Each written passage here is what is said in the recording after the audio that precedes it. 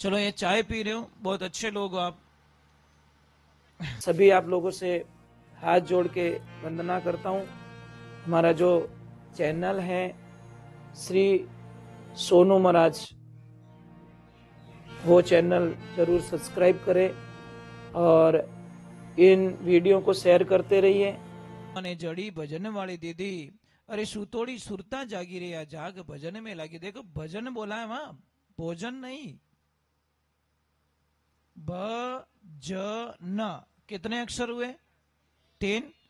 भोजन कितने अक्षर हुए? 3।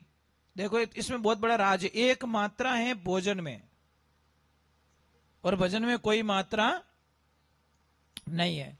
और जहां भोजन होता है ना, एक मात्रा लगी हुई, महाराज वह ट्रैक्टर की ट्रॉलियां भर भर के जाती है, फटफटिया में तो 4-4 लटके जावे। भोजन है वहां पे और भजन है वहां पे, बड़ी समस्याएं होती है महाराज। कहीं पे भी देखो ना, जहां भोजन चलता है वहां तो राम राम राम राम डायरेक्ट घुस जाते लोग जबरदस्ती। और जहां भजन होते हैं, भोजन जरूरी है उतना भजन जरूरी है। आप ध्यान रखिए, जो आनंद आपको भगवान की भक्ति में आएगा वो संसार में कहीं नहीं आएगा। आप ट्राई करके देख लो। आप जैसे मैं आपको एक छोटी सी बात बता रहा हूं, आप कोई भी भगवान को प्रसाद चढ़ाते हो, प्रसाद जैसे होता है ना, आज प्रसाद हुआ होगा तो किसी न किसी तो बनाया हो, चाहे गांव वालों ने बनाया, चाहे पर्सनली किसी आदमी ने बनाया, भंडारा होता है जो भी। तो एक बात का ध्यान रखें, जिसका भी प्रसाद हो, जैसे कोई परिवार चढ़ाता है, जिनके निमित्त चढ़ाया है वो प्रसाद वहां तो बन रहा है, मंदिर पे तो बन रहा है, चलो बनाने दो। 1.25 मण बने, 5 मण का बना, 20 मण का बना, परंतु आप अपने घर से एक 1.25 किलो का प्रसाद बना के आप अपने घर के चूल्हे से जितना भी बनाया पूरा प्रसाद थाल में लीजिए और वो प्रसाद पूरा लेकर भगवान के दरबार में ले जाके उस प्रसाद को चढ़ाइए। और चढ़ाने के बाद में जो प्रसाद बचता है वो प्रसाद पूरा उस प्रसाद में डाल दें ताकि महाप्रसाद बन जाए। जब तक आपके घर से प्रसाद नहीं आता, कोई देवता आपके प्रसाद ग्रहण नहीं करते, ध्यान रखना। कोई देवता प्रसाद ग्रहण नहीं करते। आप जैसे बाजार में गए, आपने एक पैकेट लिया 1.25 किलो लड्डू का, आप डायरेक्ट भगवान के मंदिर जाके चढ़ा रहे हो उस पैकेट में से, वो भगवान नहीं लेते हैं। आपको उस लड्डू को कायदेसर थाली में लेना पड़ेगा वापस। आप डायरेक्ट खोखे में से उस पैकेट में से भगवान को भोग नहीं लगा सकते। आप बड़ा अपराध माना गया है। पर क्या करे, कई लोग तो डब्बा पकड़ाते, डब्बे में से खा लो। ऐसे थोड़ी होता, थाली में लीजिए, थाली से भोग लगाइए। माताओं बहनों, एक प्रश्न है आपसे, जैसे आप घर में रोटी बनाते हो, आटा लेते हो साइड में, सूखा आटा, सूखा, उसको क्या कहते हो आप? जोर से बोलो ताकि मैं समझ सकूं। पलोथन, ठीक है। उस पलोथन जो बच जाता है उसका क्या करते हो आप लोग? वापस उसी डब्बे में डाल देते हो। ये सबसे बड़ा पाप होता है आप लोगों से, और इतना पाप लगता है आपको कल्पना नहीं कर सकते आप। उस आटे पे हमारा अधिकार नहीं होता देवियां, उस आटे पे कीड़ियों का अधिकार होता है। जो आटा बच जाता है वो आटे को साइड के डब्बे में डालो, 7-8 दिन हो जाए तो उसमें खांड डाल दो, देसी खांड मिला दो, और मिलाने के बाद में उस आटे को जहां जहां कीड़ी नगरा होता है वहां पे डाल के आ जाओ। देखो तुम्हारे घर में इतनी खुशियां हो जाएगी जो कल्पना नहीं कर सकते। अपने काले फर्क ही तो ही पड़ी, आटो ही कम ले है, इतो लेवता हमें इतो ही ले कि महाराज रो कई ओढ़ो भाई, ये रोज रो पाव आटो थोड़ी बर्बाद करी जाए। पर आप ट्राई करके देखना, इतना अच्छा हो जाएगा आपके घर में, आप कल्पना नहीं कर सकते। करोगे ना? जो पहले हो चुका छोड़ दीजिए उसको, आज से नई गिनती स्टार्ट कर दे। हमें भी पता नहीं था, तो हमें पता चला, तब से हमने भी नियम चालू किया। उपराध करके बताओ कौन कौन करेंगे? सब करोगे? वो कीड़ियों तो बोलो रही हो आज उन्होंने तो पेट भरी जागो। ये सत्संग में आए तो सीख मिली। दूसरे नंबर, एक बात का ध्यान रखें माता बहनों, आप चाहते हो कि आपके घर में बहुत पैसे हो, बहुत पैसे हो, चाहते हो? कौन कौन चाहते हो आपके घर में बहुत पैसे हो? मैं आपको एक ट्रिक बताता हूं, बहुत पैसे आएंगे। अरे सच में आएंगे, मैं मजाक नहीं कर रहा हूं, मैं आपके दिल को खुश करने की बात नहीं कह रहा हूं, मैं रियल पे हकीकत की बात बता रहा हूं। आपको करना क्या है, जिस माता बहन को घर में ज्यादा लक्ष्मी चाहिए, तो जब भी उसकी ननद घर पे आए, थोड़ा कान खोलना, ऐसे ऐसे करके खोलो कान को। जब आपके ननद भाई साहब घर पे आ जाए तो ननद भाई साहब से कभी गुस्सा मत होना। एक बार वापस बोलू क्या? जब आपके ननद भाई साहब के आए घर पे तो आप गुस्सा मत करना। फिर देखो आप, कोई कोई तो बहुत अच्छी भाभियां होती है, एक होती भाभी और एक होती भाभी मां, दोनों में अंतर है। भाभी कौन होती है, भाभी मां कौन होती है? भाभी मां कौन होती है पता है? कि जैसे बहन के मामेरा भरना मायरो, तो 5 तोला सोना लिया पतिदेव ने, तो भाभी मां क्या कहेगी? बोले 5 नहीं 7 तोला लो, 2 तोले और डालो। उसके भाग का वो खाएगी। ड्रेस अच्छी दिलाती है, ये भाभी है, भाभी मां। समझ में आई ना? और भाभी क्या करेगी?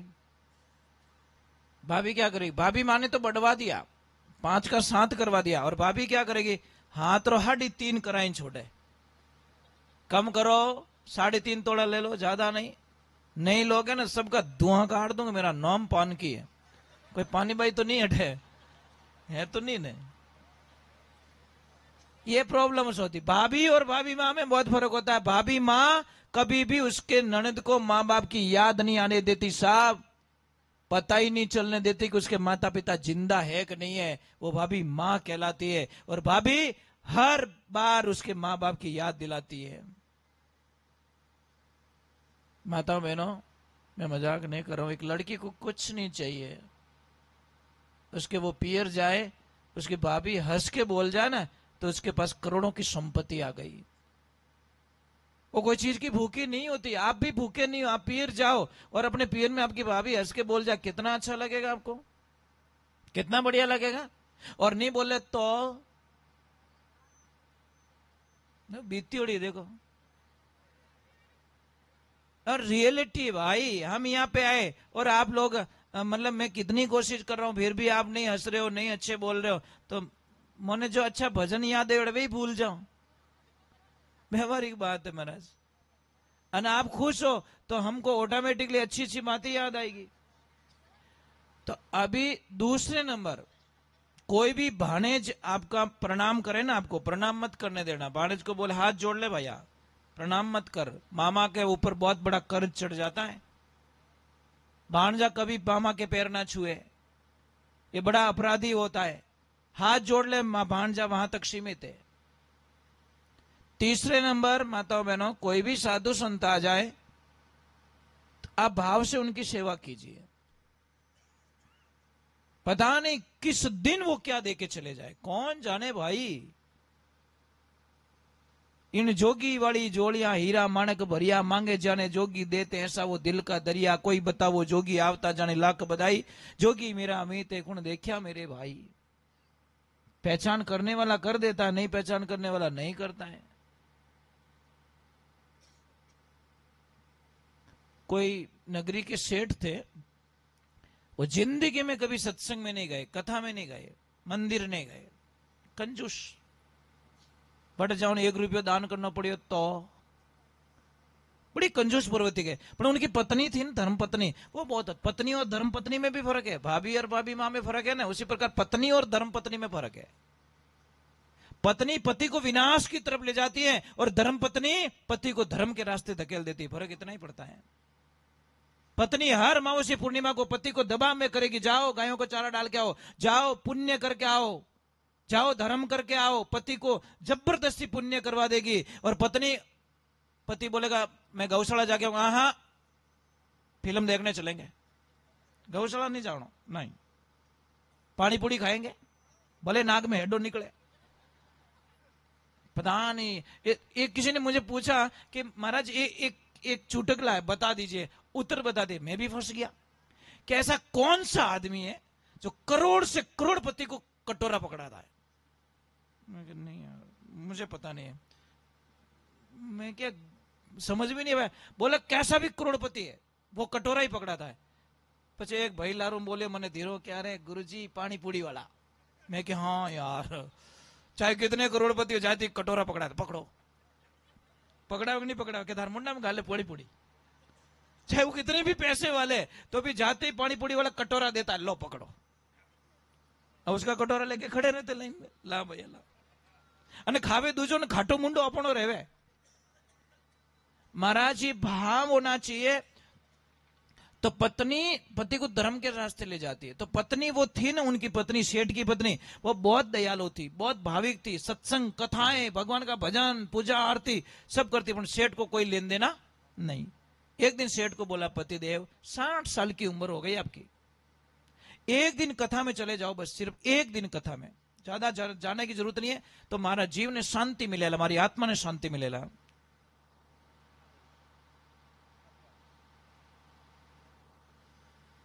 तो पति ने बोला कोई बात नहीं, आज वैसी मार्केट की छुट्टी है और बोल रही है तो मैं जाके आता हूं।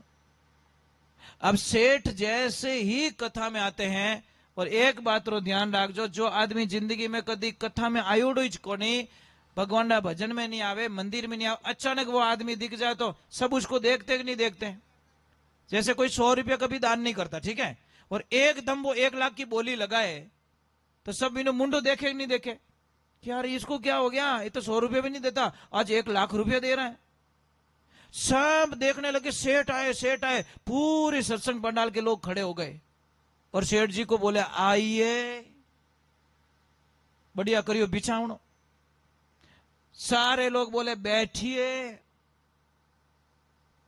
अब सेठ जी बिछावनो कटे करियो, चढ़े कूलर लागोड़ो, गर्मी रा दिन, गर्मी पड़े और कूलर लागोड़ो, कितो बढ़िया लागे कूलर। हियाला में अगर कूलर चालू करियो रे तो मजा आ जाए महाराज। दूसरे दिन तो दोनों नाक मुंह हाथ लेनो पड़े, नाक तो बंद हो जावे। अब कूलर के पास में गुरुजी ने बोला कि सेठ जी ने बोला गुरुजी कब आएंगे, बोले आधा घंटा और लगेगा। तो सेठ जी ने बोला थोड़ा सो जाऊं क्या, गांव धनी रो धनी कौन भाई, सेठ गांव का सेठ। बोले सो जाओ सो जाओ, कौन डिस्टर्ब करे भाई। जैसे ही सेठ सोए, आहा, सेठ तो पहुंचे स्वर्ग लोग, सेठ को नींद आ गई। कथा आई, गुरुजी ने कथा पूरी कर दी, कौन छेड़े उन्होंने, कथा पूरी हो गई, सब लोग चले गए। एक आदमी बेचारा बैठा, वो बिस्तर लेने के लिए, वो उठे तो बिस्तर लेने जाओ मारो। थोड़ी देर में वो आदमी उठा के बोला सेठ जी अब जाइए। पहला शब्द कहीं तो याद रही कि नहीं, पहला शब्द क्या था, आइए, दूसरा क्या था, बैठिए, और तीसरा क्या है, अब जाइए। सेठ जी ने बोला कथा के कथा पूरी हो गई, अब पधारो। सेठ ने बोला यार कथा में है तो शांति है, और कई लोगों को मैंने देखा है घर पे नहीं चमची हेठी पड़ जावे ने तो नींद खुल जावे, और सत्संग में धमाधम वाजे तो ही हुई जाए। इतने बड़े स्पीकर बजते, इतनी बड़ी आवाज आती है तो भी सो जाता। हा। कोई खराटा मास्टर होता ना, खराटा लेता खड़ खड़ खड़ खड़। हाँ, खराटे की बात याद आ गई, किसी को कितने भी भयंकर खराटे आते हो ना, देसी गाय माता का घी लीजिए और शाम के टाइम में उसकी नाक में डाल दो एक एक बूंद, खराटे नहीं आएंगे। अरे हुतोड़ा मत डाल जो पहला जगह ही जोग में एक बेचारा घबरा जाएगा, क्या हो गया। टोटका मत कर देना कि इनके नाक में वैसे फटफटिया बहुत बोलते हैं। कई लोग है ना मेरी बातों को बहुत ग्रहण ले लेते हैं। अब भगवान की कृपा हुई, सेठ गए घर पे, सेठानी ने बोला 3 घंटे से आए, इसका मतलब कथा पूरी सुन के आए। सेठानी बोली कथा कैसी रही, अरे कथा बहुत आनंद। तो मैंने बोला ना तुम जाया करो कथा में, वो बोला टेंशन मत कर, अब मैं ही जाऊंगा। सेठानी ने बोला गुरुजी ने क्या क्या बताया, कि भाई दूजो तो मैंने ठाक हो नहीं, पर 3 शब्द होनिया में। के कौन सा? कि पहलो शब्द जाओ तो क्यों आइए, दूसरो फिर बोले बैठिए, और लास्ट में एक आदमी बच्चो जो कि हम जाइए। सेठानी बोले एड़ो तो कथा में कभी आई को नहीं, ये कौन सी कथा? पर सेठानी बड़ी दिमाग वाली साहब, उसने बोला नहीं नहीं नहीं, पहले दिन इतना ही होता है, इतना ही सुनाते। अब दिन भर आदमी सो रहा है, रात को नींद आएगी क्या? आएगी क्या?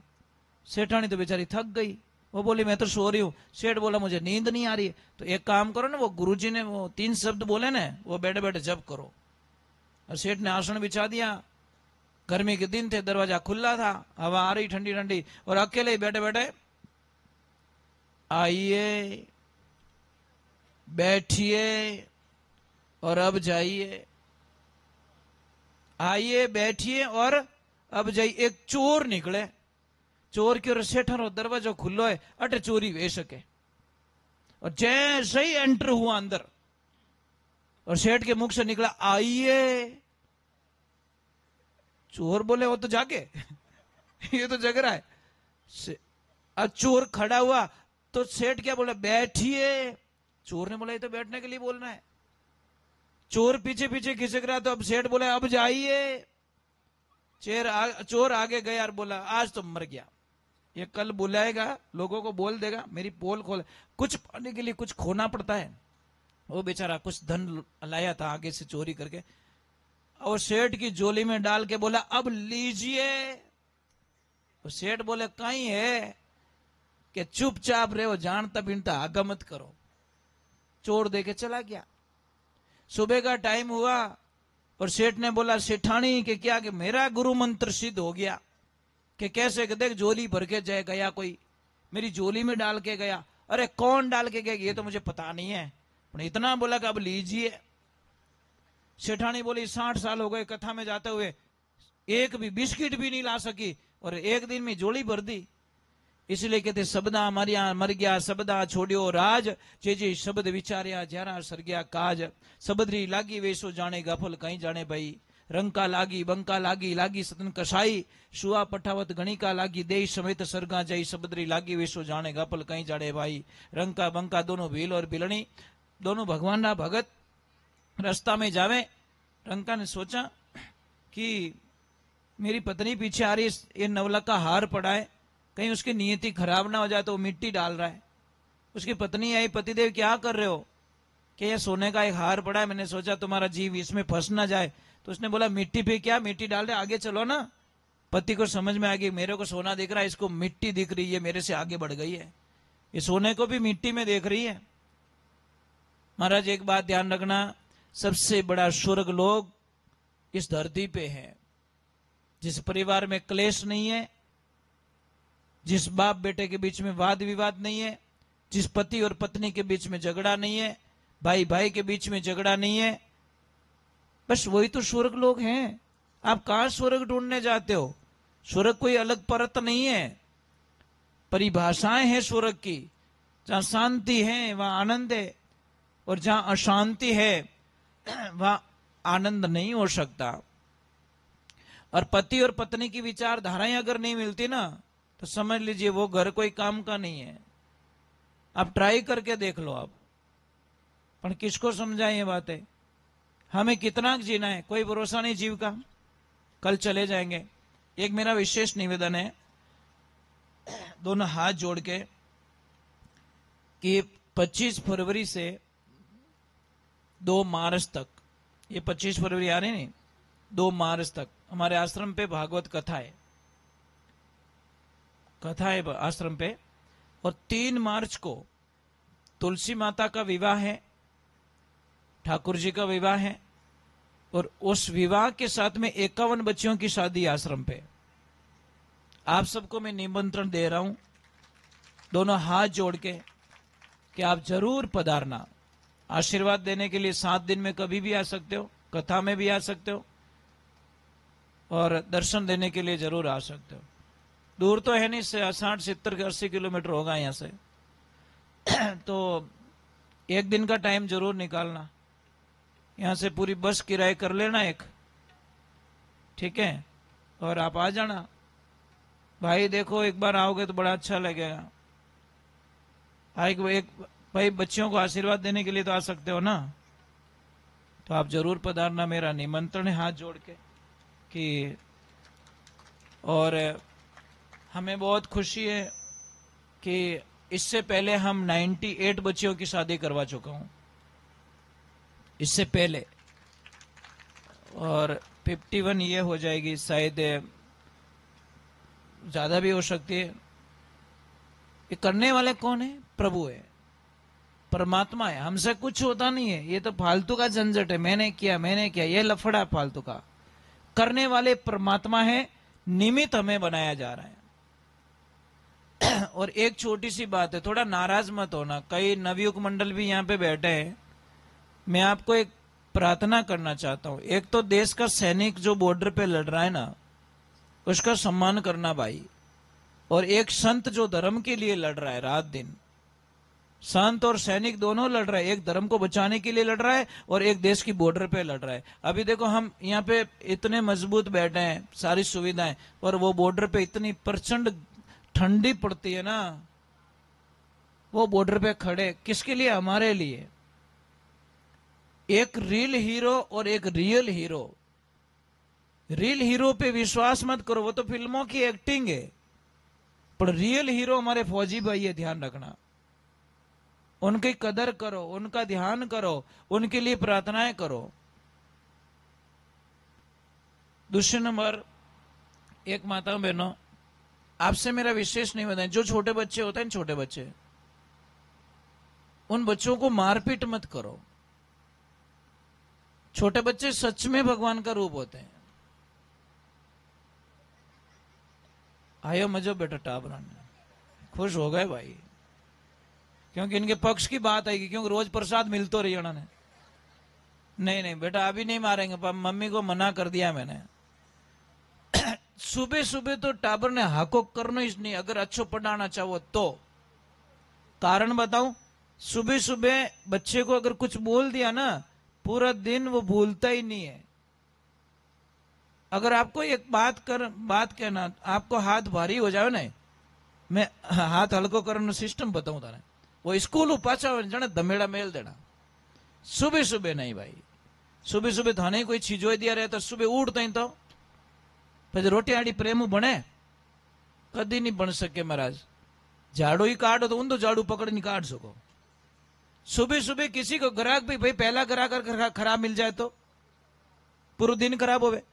मोरीज गणपति वंदना में कोई चीजो दिया रहे तो पैसे तो भजलो ही राम। तो ये सारी चीजें सुबह सुबह बच्चे को मतलब माइंड फ्री चाहिए एकदम।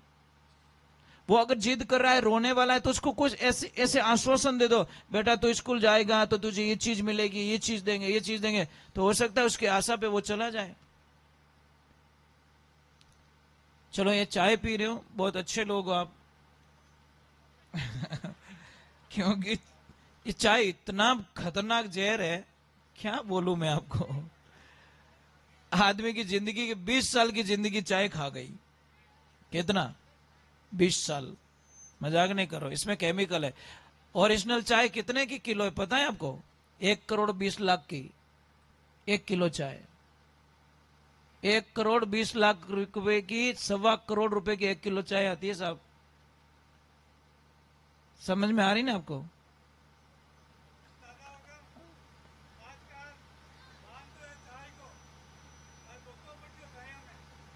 जी जी जी जी।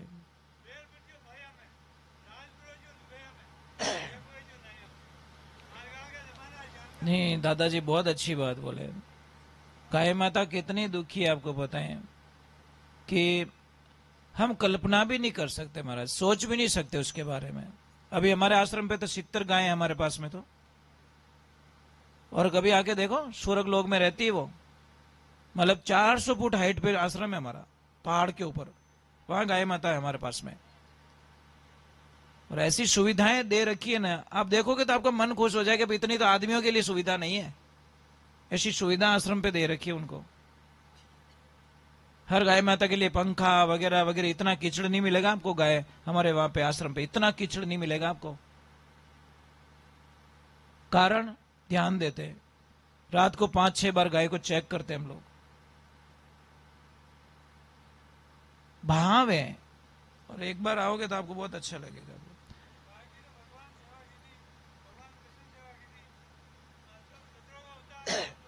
कहते नहीं कि भगवान रो नाम लेना हो रहा है, पर सच में भगवान के साथ में चलना बहुत मुश्किल है। मैं सुबह 5 बजे उठता हूं दादाजी, गायों के गोबर डालना, झाड़ू निकालना, वो करना, गाय के लिए चारा डालना, पूरा काम करता हूं मैं। तो अट्टे आए जने अड़ा कपड़ा मिल रहा है, बटा देखो ना भूत जड़ू मिलू मैं। मजाक नहीं करो, कभी आना अचानक, मुझे बोलना मत, फोन मत करना। फोन करो तो मैं तैयार बन रहूं, बिना फोन किए आ जाना अचानक में। आप बोलोगे महाराज सोनू महाराज आप ही हो क्या, उस टाइम पता चलेगा मेरी ओरिजिनलिटी। क्योंकि मुझे पाखंडवाद बिल्कुल पसंद नहीं है। मैंने किन्ने रिझाणो, मैं दुनिया को रिझा जाकर थक जाऊंगा, इससे बढ़िया मेरी गाय माता की सेवा करूं बस। वो मेरे से खुश है ना, बस पूरी दुनिया खुश है, बस इतना मानता हूं।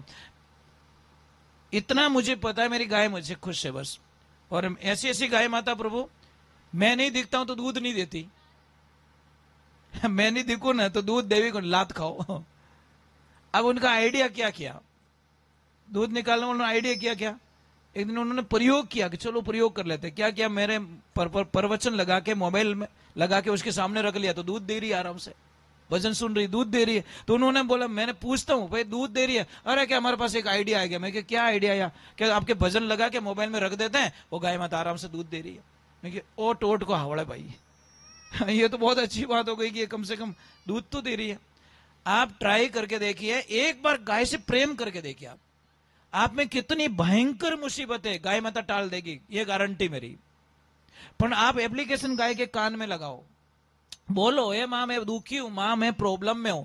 क्योंकि गाय और भगवान में कोई अंतर नहीं, सारे भगवान गाय के अंदर विराजमान है और वो डायरेक्ट सुनते, कोई बीच में दलाल नहीं है कोई आड़तिया नहीं है, कोई बीच में नहीं है, इसलिए डायरेक्ट कांटेक्ट होता है। पर गाय माता जब वो बछड़े को जन्म देती है ना, वहां की जो गिल्ली मिट्टी होती है, आप उससे नफरत करते होंगे, पता है उसमें लक्ष्मी का निवास होता है। वो गिल्ली मिट्टी उठाओ और अपने घर पे लाओ, और जो चूल्हा वगैरह वगैरह होता है ना, आंगने में लीप दो आप, फिर देखो घर में आनंद हो जाएगा। समझ में आ रही, जब बछड़ा जन्म देती है तो वो गिल्ली गिल्ली हो जाती है वहां से, तो वो मिट्टी उठा के लाओ आप और उसको घर में लीपना करो, ये ध्यान रखें। ठीक है, इतना तप था उनका, इतना तप था कि 12 कोस की दूरी पर कोई उनके राज में नहीं आ सकता, जो भी आता भस्म हो जाता। तो वो नगरी के राजा ने बोला कि उस संत के कोई दर्शन मुझे करवा ले तो आधा राज्य भेंट कर लूं उनको मैं।